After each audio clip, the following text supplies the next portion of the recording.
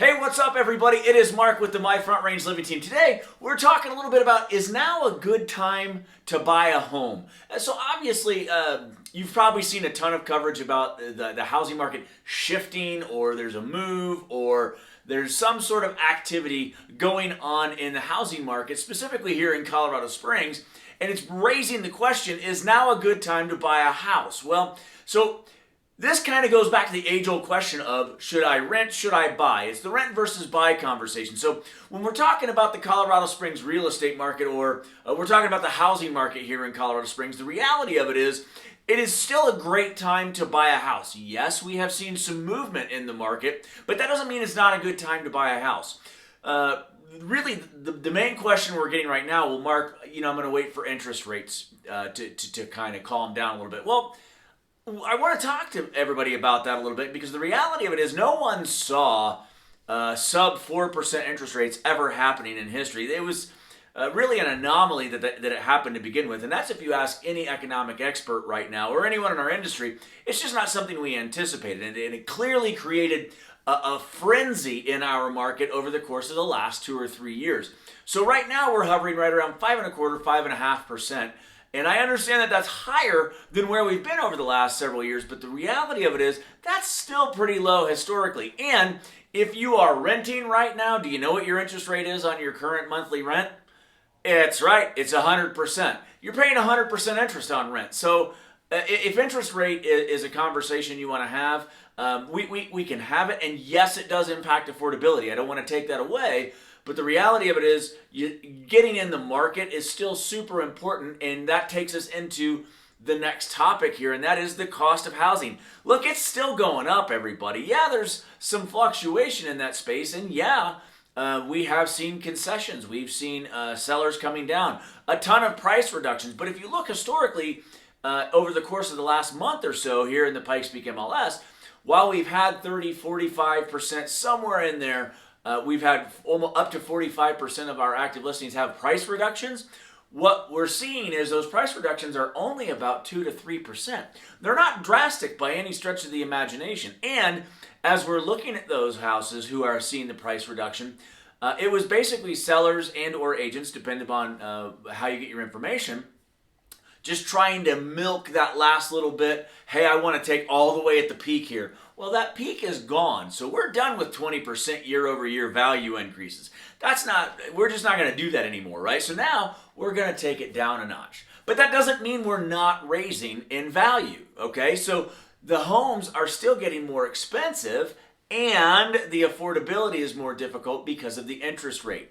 It's super important to understand that, like I said, if you're renting right now, you're paying 100% interest on that rent payment. And we tell people all the time, you are going to pay a mortgage one way or the other.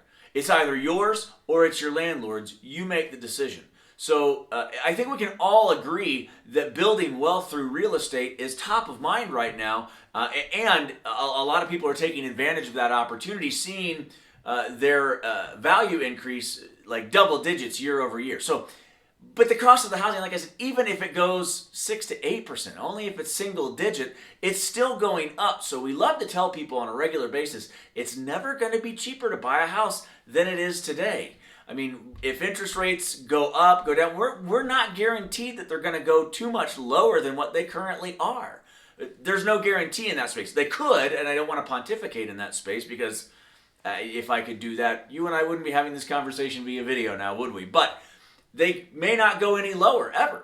And housing prices, especially in Colorado Springs, just continue to go up. And while we may be seeing a little bit of a shift out in the market, I mean, we had clients just last week, we're looking at a house, and they ended up $50,000 over asking because there was a home where there were competing offers. It's not like they've just tailed off altogether. So we did have some clients, again, were $50,000 over asking so they could get the contract. The other thing that we're noticing, just in the neighborhood around us right now, right next door, house sold almost immediately, within a few days, over asking price above a certain price point. And a house caddy corner here is still on the market 40 days later, and we're talking $75,000 lower.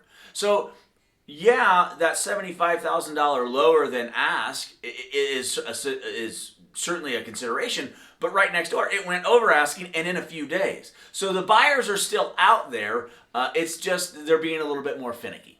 With all that, I want to tell you a story. So we have one of our agents in our office, and she's a wonderful human being, and she ran into someone at the dog park. And this individual wanted to wait until the market got better. And so we had a conversation, and I said, well, what does the market getting better mean? And she said, well, his concern was interest rates. And I said, well, that's great, but again, he's paying 100% interest right now. And she says, I brought that up to him, and he says he was willing to wait for one more year to see if they came down. And I said, well, what was his rent payment? And she said, well, his rent payment's $1,600 a month. I was like, wow, okay. Is he looking to stay in that price point when he buys? And she's like, I wasn't real sure, but I know he wants a single-family house for a single-family home, so his dog has a yard. And I'm like, that makes absolute sense. But here's the question I have.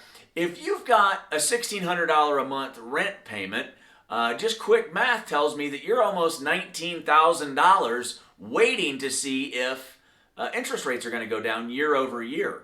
I mean, that's a $19,000 gamble, right? Now, I don't know if that makes a whole lot of sense, because with that $19,000, if you're putting that in your pocket versus a landlord's pocket, it goes a lot farther if you're asking me, especially from a wealth building standpoint.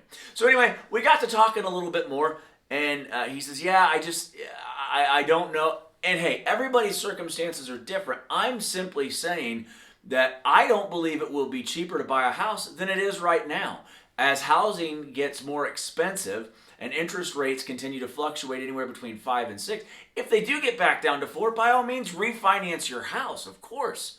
But there's no guarantee that they're going to get back below 5, right? So we just want to be cognizant of that, because from an investment standpoint, this is a big, big deal.